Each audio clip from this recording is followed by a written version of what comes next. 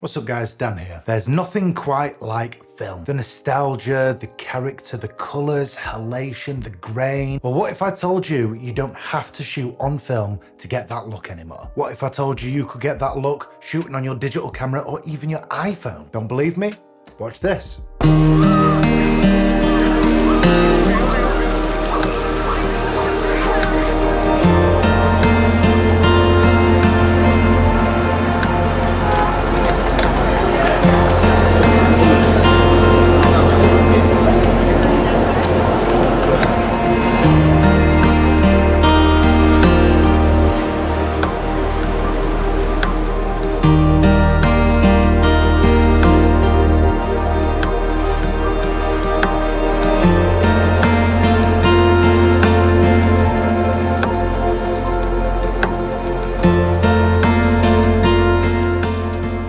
What do you think? That short video was created using my favourite new plugin, Dehancer. I've been using it for a few weeks now on a tour I've recently been on, and I've completely fallen in love with it. Dehancer is a film emulation and colour grading plugin that emulates many different types of film stock and contains a lot of film-based effects. Honestly, I was a little bit skeptical about adding this into my workflow as I'm so used to how I work, and I was worried it would hinder the speed of my editing, which is really important in the work that I do. However, I was pleasantly surprised. The ease of use and flexibility are fantastic, and after a bit of trial and error, I've had a great time with it. Dehancer did reach out to me and asked me to do this review in return for a license. However, they did say that they wanted a completely unbiased review as they would like to improve in any areas that I deem negative. So you'll be getting a completely honest review, and the guys have also given me a affiliate code, Dan10, which gives you guys 10% off of your purchase, and I also get a kickback of 10% commission from each purchase made using that code. So if you like what you see in this video, don't forget to use the code Dan10. They offer plugins for Premiere Pro, After Effects, DaVinci Resolve, Final Cut Pro, Photoshop and Lightroom, and also have an iOS app for your iPhone. I'll be covering the Lightroom and Photoshop plugin another time, as today we're just going to be focusing on the video plugin. Today we're going to be using the Dehancer plugin in DaVinci Resolve. Now, DaVinci Resolve can technically do everything Dehancer can do, but it requires a lot more time and knowledge to get there. My work requires speed and efficiency without the loss of quality, so Dehancer has slotted perfectly within my workflow. If you're a Premiere Pro user or a Final Cut user, this also works seamlessly within your editing software. Let's get into the plugin itself. We're working in DaVinci Resolve, and we've just made a very basic node tree here, just to show you how this works. Firstly, here we've got a little bit of noise reduction, so we will turn this on. Here we have a little bit of adjustment for exposure. We've basically converted our log footage here, which is shot on a Sony A7IV, and we've converted this to Rec 709. But before we get into that, let's open up Dehancer and look at what they have in terms of correction. So the first thing you'll notice that as you open up Dehancer is that it already has a bunch of effects checked, which I wish it wouldn't, because you would like to work completely from scratch. It also opens up a bunch of these drop down menus already, which when opening it for the first time can look quite daunting. So the first thing we're going to do is just go through here and uncheck. Here we go, so we're back to our first initial image now. You can also hold Option and select one of the drop downs and it will close everything, which is a lot easier to work with. This is where you'll be converting your image ready to be used by Dehancer. Here we can click on source, and you've got a bunch of different sources here. You've got the Rec 709, Rec 2020, Apple Gamma, etc, Cineon film log there, or you can choose camera. Well, I shot this on a Sony A7IV, and as you can see here, it's already made some exposure and gamma corrections. However, I like to make my corrections before Dehancer. So let's reset everything and turn on our corrections before Dehancer. Now, because I've converted this to Rec 709, I will leave the source as Rec 709, and we can move on to the next section. Moving on to the next section, we have Film Developer, where you can make extra adjustments to your image before it gets processed by Dehancer. The first part where we actually start properly using Dehancer is the film drop down. This is great for quick and easy color grading, and they currently have 63 photographic and motion picture film stocks, and this includes the full range of Kodak Vision 3 stocks. As you can see, there's a whole bunch of really cool looking film stocks straight off the bat. Cinestill's really cool, I love that. But I want to be using the Kodak Vision 3 motion picture stock. So I have the 50D here, the 250D.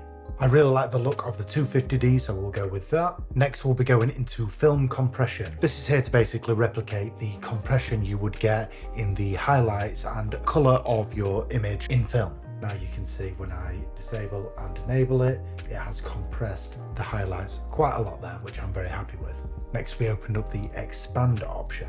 This is basically another adjustment for contrast. Now, I'm not quite happy with how crushed those blacks are, so we're going to move that slider down just to bring the blacks a little bit. And I've already adjusted my white point to where I would like it, so I'm quite happy with that. Next, we go on to print. The print medium is basically what you would get at the end of the project for what is printed onto a positive, which can be put through a projector or onto photographic paper. Let's enable this and we will select Kodak 2383 print film as we are using motion picture film emulation. And as you can see, this affects the image quite a lot. So let's make a few adjustments here to get it exactly where we'd like it. With the target white being a temperature control. I want a little bit more color in my image, so I'm going to boost this color density and I'll leave the saturation right there. Okay, cool, I'm happy with that. So we will move on now to the color head option. This is essentially color correction, which works in a subtractive manner. So we'll make some adjustments here to make the image look a little bit more how we would like it to color-wise. We're going to select gang here, so we can move all of these as one. And then for the shadows, midtones and highlights, we're going to adjust these as well. Next, we'll be going to one of my favorite sections of this whole plugin, which is film grain.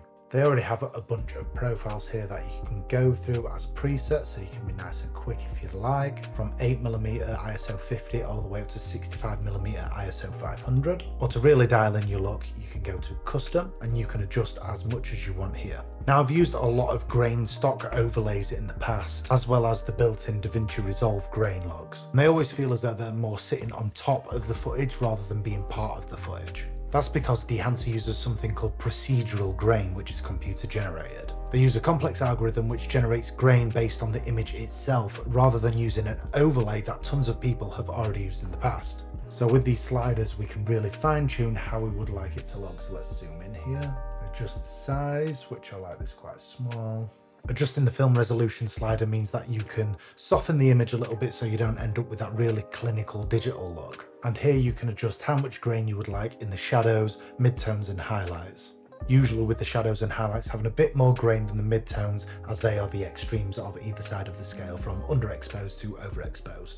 Halation is another part of this plugin that really does sell that film look. For those who don't know what halation is, it shows up as a bit of a red-orange glow around hard contrasted areas and parts of the image that are more overexposed than others. Again, there's a bunch of different presets, so you can quickly select and just get on with your work, or you can go to custom and really dial in your look again. So as we zoom in, you can see that there's this orange-red glow going around here. You can also select mask mode and see just the halation, so you can see exactly how much you are affecting the image. Let's drop this down a little bit. I think it's a little bit too hot at the moment. We can drop down this local diffusion and global diffusion. We can change the hue of the look.